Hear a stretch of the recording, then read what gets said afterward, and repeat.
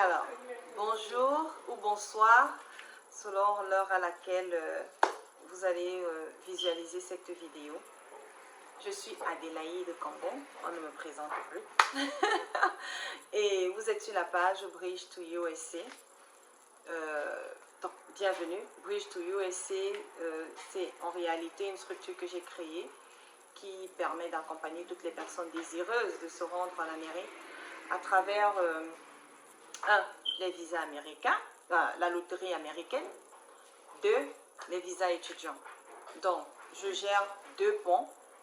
1, la loterie américaine. Tout ce qui concerne la loterie américaine, c'est mon domaine. Je suis une experte. Je ne le dis pas pour le dire. Je le maîtrise. Je sais ce que je dis. Je sais ce que je fais. C'est un sujet dont j'ai la maîtrise. Et d'un autre côté, Bridge to USA s'occupe également des visas étudiants.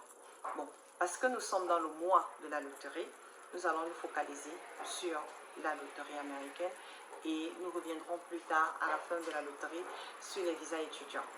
D'accord? Donc, Bridge to USA vous offre plusieurs services.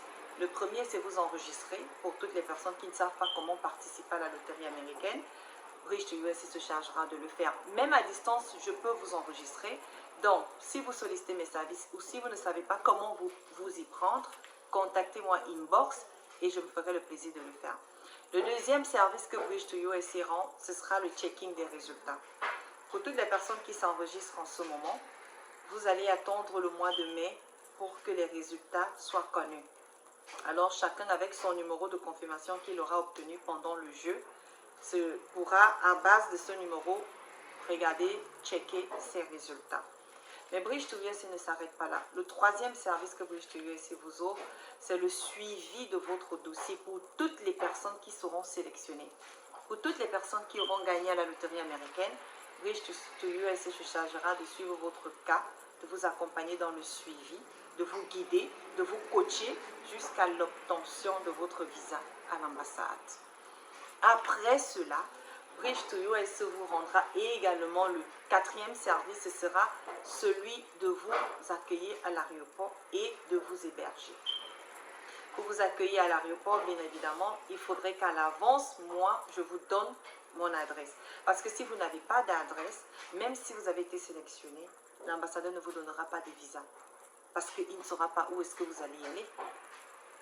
C'est totalement, ça fait sens en fait. Si vous n'avez pas d'adresse, on ne peut pas vous donner de visa. Vous n'allez pas aller dans la rue. Encore que vous avez besoin d'un accompagnement une fois que vous êtes arrivé aux États-Unis.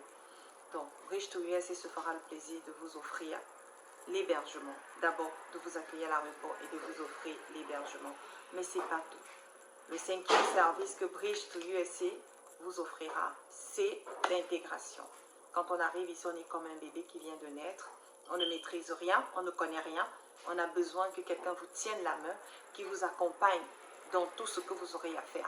Vous accompagne à faire les cours d'anglais, que quelqu'un vous montre comment vous cherchez du boulot, qu'on vous parle des lois, de la culture, de ce qu'on fait ici et qu'on ne fait pas en Amérique. C'est très important. C'est très important parce que si vous n'avez pas cet accompagnement, vous allez tomber dans les pièges de l'Amérique. D'accord? Alors, ceci étant dit, ayant fini de présenter l'entreprise, je vais vous communiquer le numéro par lequel vous pourrez me joindre si vous sollicitez un de ces services. Mon numéro est le +1 541 735 88 03. Again, my number is +1 541 735 8803. Donc, vous pouvez me contacter si vous avez des questions. Vous m'appelez, vous me contactez sur le numéro WhatsApp que je viens de vous communiquer. Maintenant, le sujet qui nous réunit aujourd'hui, ce sera les enfants. Je veux qu'on parle des enfants. Quel enfant peut être enregistré, quel enfant peut ne pas être enregistré. Et à chaque fois que je vous amène un sujet, c'est parce que plusieurs personnes m'ont contacté inbox avec ces questions. Alors, je me dis à chaque fois, pourquoi ne pas prendre ça, ces questions, et venir en parler publiquement. Comme ça va aider d'autres personnes. Chaque sujet que j'amène sur la toile a été une question posée par une ou plusieurs personnes. Et donc, je veux partager l'information avec vous. Je veux vous édifier sur cela, afin que vous ne tombez pas dans les pièges. Voilà. Donc, plusieurs dames m'ont dit, Madame, voilà, je vis avec l'enfant de ma soeur, ça fait 10 ans, ça fait 12 ans. Est-ce que je peux m'enregistrer avec lui parce qu'il est aujourd'hui devenu comme mon enfant? D'autres personnes m'ont dit, Madame, je vis avec mon concubin, donc on n'est pas mariés. On a fait quelques enfants, on a eu 2, 3 enfants, 4. Mais avant de se mettre ensemble, monsieur avait déjà des enfants, ou alors moi j'avais déjà des enfants, mais on n'est pas encore mariés. Est-ce que je peux enregistrer tous les enfants? Si on gagne, est-ce qu'on pourra partir? Donc il y a eu beaucoup de questions autour des enfants. Alors je me suis dit, ça c'est un sujet très important qui pourra vous édifier. Pour les couples mariés et pour les personnes non mariées, à partir du moment où vous avez des enfants, mariés ou pas, célibataires ou pas, du moment où vous avez un enfant, même si vous avez 10 ans et que vous avez un enfant, non, 10 ans n'est pas éligible. Si vous avez déjà 18 ans et que vous avez des enfants, vous avez l'obligation, le devoir, le droit de vous enregistrer avec vos enfants. C'est systématique, il n'y a pas de débat. Vous vous enregistrez avec vos enfants, il n'y a pas de débat. Indépendamment de je suis marié ou pas marié. Ce sont vos enfants. Vous avez accouché vos enfants, vous vous déplacez avec vos enfants. Vos enfants sont vos porte-monnaies, entre guillemets. Ça veut dire partout, vous partez avec vos enfants. Donc, enregistrez-vous avec vos enfants. Mais quels sont les enfants qui peuvent être éligibles? Il y a 2 catégories d'enfants. La première catégorie, naturellement, ce sont vos enfants géniteurs. Les enfants que vous-même vous avez mis au monde. Les enfants que vous avez portés et que vous avez accouchés. Ces enfants, systématiquement, sont vos enfants. Vous devez jouer et les enregistrer sur vous. Je m'adresse aux hommes, je m'adresse aux femmes, à toutes les personnes qui ont des enfants. Jouez avec vos enfants. Maintenant, les enfants que vous avez élevés, mais qui ne sont pas sortis de votre ventre, non, ces enfants ne peuvent pas venir avec vous. Parce que vous ne les avez pas adoptés. Je vous disais d'entrée de jeu qu'il y a 2 catégories d'enfants qui peuvent être éligibles, qui doivent ou qui ont le droit de venir avec vous et le devoir. 1, c'est les enfants géniteurs. 2, c'est les enfants adoptés. Adoptés, pas les enfants que vous avez obtenus sous tutelle. Parce qu'il y a la tutelle d'un côté et il y a l'adoption d'un autre côté. La tutelle vous donne, c'est juste un droit qui vous a été donné de vous occuper de l'enfant de quelqu'un d'autre. Vous vous occupez de cet enfant. Vous pouvez décider de vous occuper de l'enfant de votre sœur qui est décédée ou qui n'est même pas décédée mais qui n'a pas les moyens de s'en occuper. Alors vous allez au tribunal, on vous donne la tutelle. Donc vous avez le droit, si vous voulez, de prendre l'enfant et de l'élever. Mais parce que vous prenez l'enfant, ça ne fait pas de vous sa maman légalement dit. Non, vous êtes juste un tuteur. Un tuteur n'est pas votre parent légal. C'est quelqu'un à qui on a donné le droit de vous récupérer et de s'occuper de vous. Par contre, l'adoption fait de vous désormais le parent légal de l'enfant. Ça veut dire que les parents légitimes de l'enfant n'ont plus de droit sur l'enfant. Désormais, c'est vous, le parent légal, c'est vous qui avez le droit sur cet enfant ou sur ces enfants. Donc, si vous avez des enfants à la maison et que vous n'avez pas été dans un tribunal, dans un palais de justice, pour un dossier d'adoption, vous ne pouvez pas venir avec ces enfants. Ils ne sont pas éligibles. Ils ne sont pas, pour les Américains, ces enfants, du moment où ils n'ont pas été adoptés légalement, le moment où vous n'avez pas un document d'adoption, ces enfants ne sont pas les vôtres et donc vous ne pourrez pas venir avec eux. C'est seulement ceux que vous avez légalement adoptés qui sont désormais considérés comme vos enfants, parce que l'adoption donne droit direct à la parenté légale. Donc, ne revenez plus avec ces questions. Les enfants que vous hébergez, que vous élevez sans document d'adoption ne sont pas vos enfants.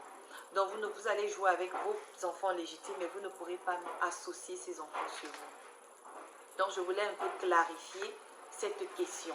J'espère que ça va aider plusieurs personnes. D'accord? Maintenant, pour les couples qui vivent en concubinage, à partir du moment où vous n'avez pas l'acte de mariage, les enfants de votre mari ne sont pas vos enfants. Et vice-versa, les enfants de votre conjointe ou partenaire ou concubine ne sont pas les enfants de l'autre partenaire. Seul le mariage vous confère la légalité de de la parenté des enfants. Donc à partir du moment où vous êtes marié, il y a un acte de mariage. Oui, les enfants de vos maris sont vos enfants. Et les enfants de la femme sont les enfants du mari. Oui, à ce moment, vous pouvez jouer avec les enfants et les mettre tous sous vous. Et donc, si le papa ou la maman est retenu, tous les enfants viennent. Il faudrait que vous ayez l'acte de mariage. Parce que c'est tout à fait normal. On appelle ça le regroupement. Quand vous vous mariez et que chacun va amener des enfants d'ailleurs, le mariage directement vous confère le droit de la parenté de ces enfants. Vous êtes désormais les parents légitimes de ces enfants à cause du mariage. Donc, j'espère que j'ai été assez claire pour tout le monde. Je ne veux plus que vous reveniez avec ces questions. Je ne veux plus que vous enregistrez les enfants que vous n'avez pas adoptés et qu'après, vous soyez choqués du fait que l'ambassadeur n'ait pas donné un visa à ses enfants. Il ne pourra pas parce que vous n'avez pas d'adoption. Si c'est trop facile, sinon tout le monde s'enregistrerait avec les enfants des frères, les oncles. En fait, tout le monde le ferait. Est-ce que vous comprenez? S'il n'y avait pas cette, cette précision d'adoption, tout le monde jouerait avec tous les enfants. Moi, je jouerais avec les enfants de ma soeur jouerait avec mes enfants. Mais non, c'est pas comme ça. Donc, les Américains sont très catégoriques là-dessus. Il ne suffit pas d'avoir 11 enfants pour qu'il soit le vôtre.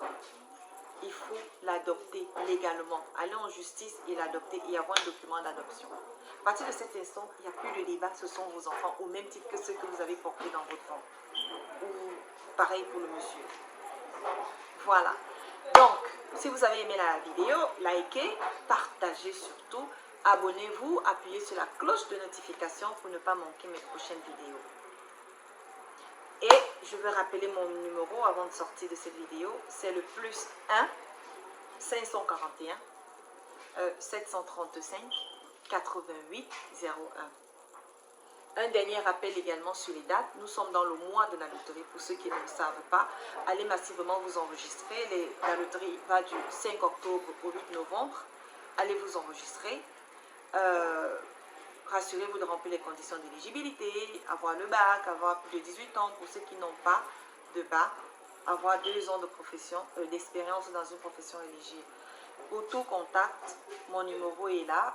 Allez juste en dessous du titre. Je vais attraper mon numéro à ce niveau.